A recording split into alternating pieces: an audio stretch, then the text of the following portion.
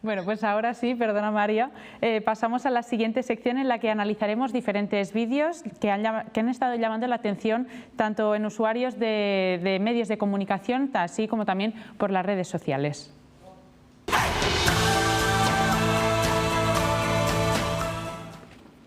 Llega ahora el momento de comentar los contenidos con más viralidad sobre los temas que hemos tocado hoy. Vamos con el primero de los vídeos. Es un extracto de una noticia de Televisión Española sobre en qué nos fijamos los españoles a la hora de comprar una vivienda. La orientación que tiene la casa es una orientación muy buena porque es orientación sur. Es una de las cosas que más tiene en cuenta el comprador de una vivienda. Para Leticia también es fundamental la eficiencia energética. Me fijo mucho en cómo están los acristalados, cómo está el cierre. Yo premio muchísimo eso porque al final una casa, por muy bonita que sea, con un mal cierre, o sea, el consumo energético es horrible. Pero no es lo habitual. Nos guiamos primero por el precio, seguido del número de habitaciones y la ubicación. La eficiencia energética no está entre los 10 primeros puestos, aunque viene pisando fuerte. Según las inmobiliarias, un 21% de los que compraron casa reconoce que no se fijó en el sistema eléctrico, el aislamiento de la vivienda o en el ruido de la calle. Generalmente las sorpresas te las sueles encontrar más en el mercado de segunda mano, porque tendemos a tomar decisiones de forma impulsiva y a no visitar suficientemente y a no preguntar suficientemente sobre las características de una propiedad. ¿Cuánto de importante es la eficiencia energética en una vivienda? María, Roberto, ¿quién María responde? te lo va a saber contestar de maravilla. Bueno, pues diría que cada vez más. Es un tema muy recurrente últimamente, sobre todo con la inclusión de la pandemia. Acordaos que justamente en 2021 empezamos a tener una especie de crisis energética en el que empezó a subir muchísimo el precio de la luz. Luego también los problemas geopolíticos, las guerras, etcétera, etcétera, también aumentaron la factura del gas y a partir de ahí el interés por tener una vivienda más eficiente en términos energéticos comenzó a aumentar. Es cierto que todavía está por debajo de ese ranking de las 10 prioridades que tiene un ciudadano a la hora de buscar una vivienda, pero cada vez, cada año va pisando más fuerte. De hecho, es la perspectiva que más ha aumentado en los últimos 3 años, la eficiencia energética, es decir, que nuestra vivienda sea eficiente,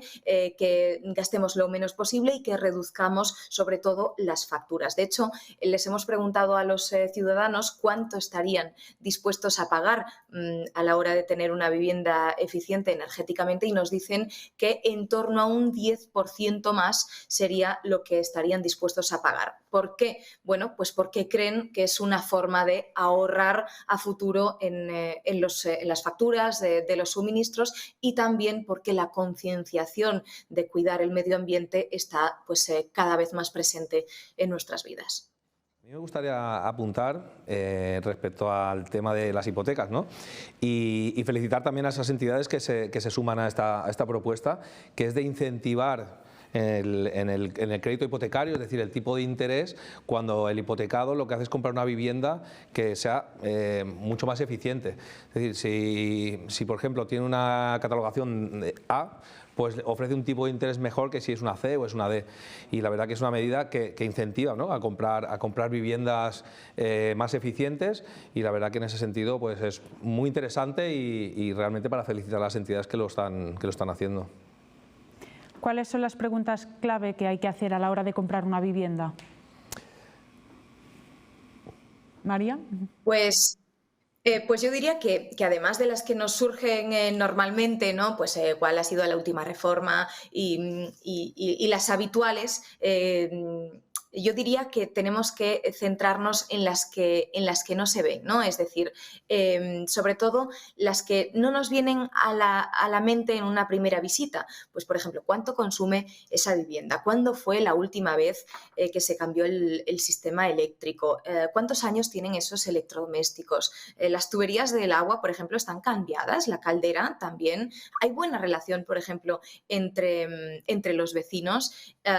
¿Tiene alguna humedad debilidad, tiene algún desperfecto la vivienda, es decir, cosas que luego nos permitan no arrepentirnos, porque muchas veces, bueno, la compra es algo totalmente pasional y nos dejamos llevar por lo que nos encaja en la vivienda, lo bonita que es, y ya nos imaginamos dentro y viviendo, y sin embargo hay muchos aspectos que no tenemos en cuenta a la hora de comprar y que después, una vez vivimos dentro, pues nos vamos dando cuenta. Entonces, para que no nos pase esto de arrepentirnos cuando compremos una vivienda, aunque también hay que decir que la vivienda perfecta no existe, y eso todos lo tenemos que tener muy en cuenta, hacer todas las preguntas posibles y, por supuesto, pues ayudarnos de un profesional que nos ayude.